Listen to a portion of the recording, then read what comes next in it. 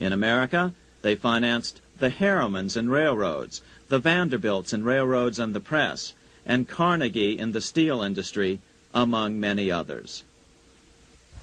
In fact, during World War I, J.P. Morgan was thought to be the richest man in America.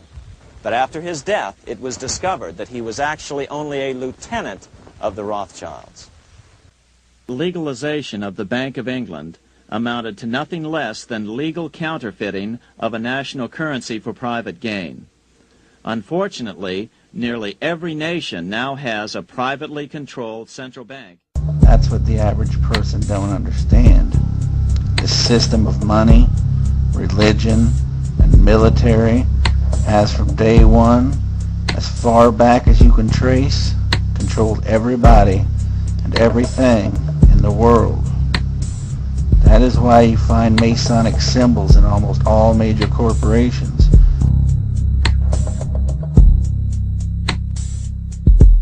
Television programs,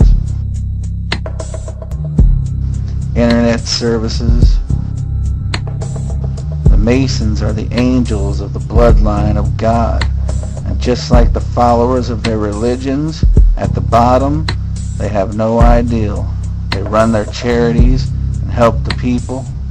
But at the top, almost every secret society in the world can be traced to a bloodline member of the descendants of God.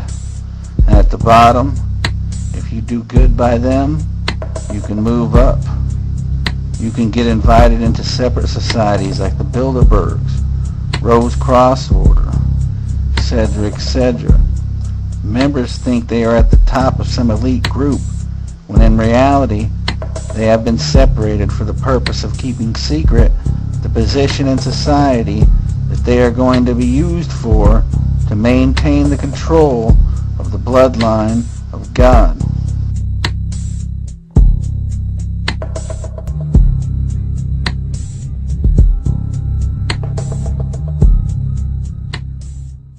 The Masons are very secretive.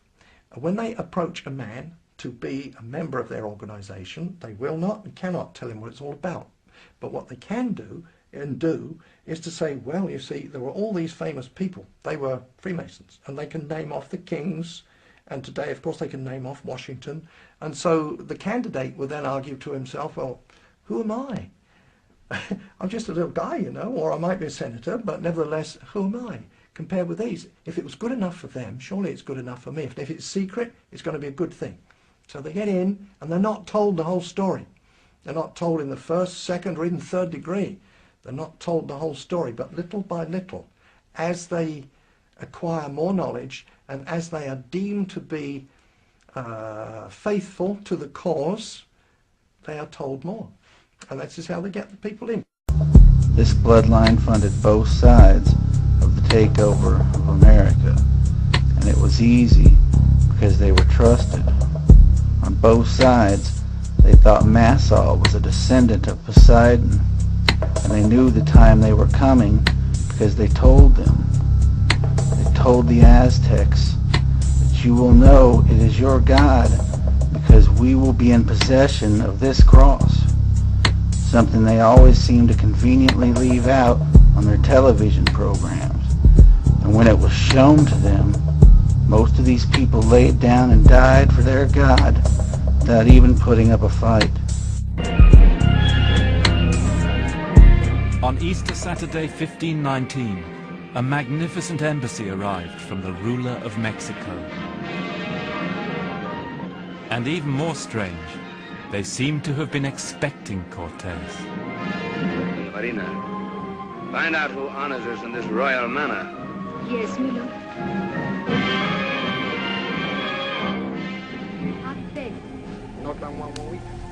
The name of the Aztec ruler was Montezuma. But Montezuma was haunted by prophecy, a legend of an exiled god who one day would return to claim his throne.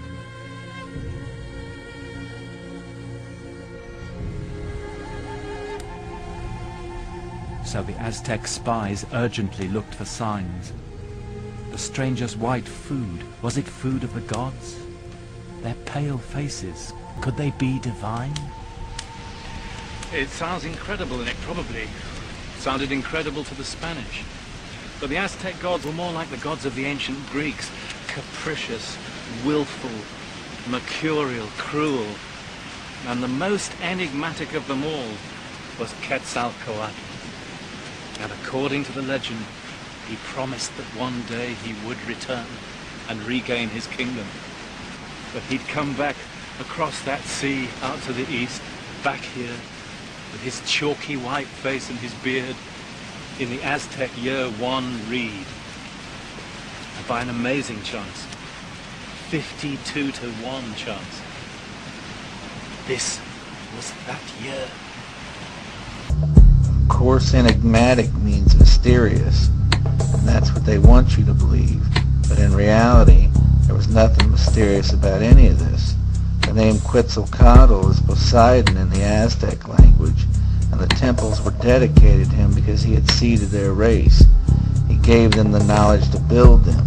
He is depicted everywhere as the serpent, and Zeus, the eagle, the god of war, and the sun. In the Aztec language, Zeus is pronounced Huitzilopochtli, and he is the god you are told they are sacrificing to. The Spanish language can be traced back to the fourth language of the Aryan Sanskrit, and in it, the spelling of Jesus is pronounced Jesus. To discover that the New World also had great civilizations with law, writing, and architecture, this was a revelation. What rational beings live here, wrote Cortez. And on the other side,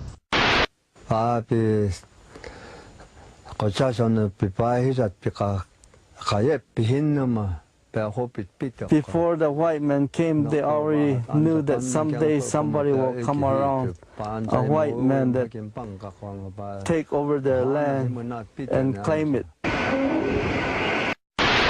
after the establishment of the 13 original Masonic colonies, they tricked the people by making them think they could win a fight to become a great independent nation. Masonry was in fact used as a built-in network, a secret network in which to foment the American Revolution. The leader of the men who dressed up like Indians and threw the tea into Boston Harbor was the legendary Paul Revere, whose famous ride would alert Americans that the British were coming. Pictured here with a teapot commemorating his rebellion, Paul Revere was a prominent member of the Masonic Order. George Washington, known as the father of our country, along with many of his generals, were also Masons. People do not understand that our revolution was the first in a series of revolutions that began in 1776 and extended right up until the Cuban Revolution in 1959 when Fidel Castro came to power. And this is a series of revolutions to transform the world. Masonic philosopher Manly P. Hall wrote that not only were many American founders Masons, but they received aid from a secret and august body existing in Europe, which helped them to establish this country for a peculiar and particular purpose, known only to the initiated few. Hall further suggests that Benjamin Franklin was among those few. He was, of course, an ambassador in Europe. He became a member of a group called the Hellfire Club, which was a kind of pseudo-satanic organization in 1700s. It was founded by an English nobleman named Francis Dashwood. Sir Francis Dashwood was no ordinary drunken rake. He also happened to be a member of the British Parliament and was a close friend and advisor to King George III, the man the American colonists would rebel against. The Hellfire Club itself were made up of English nobility, some of whom held high offices in the King's government.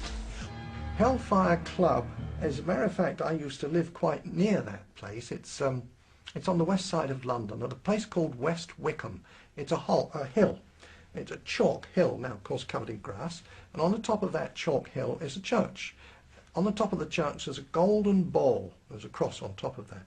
Now that's a Christian church, but inside the hill is a cave.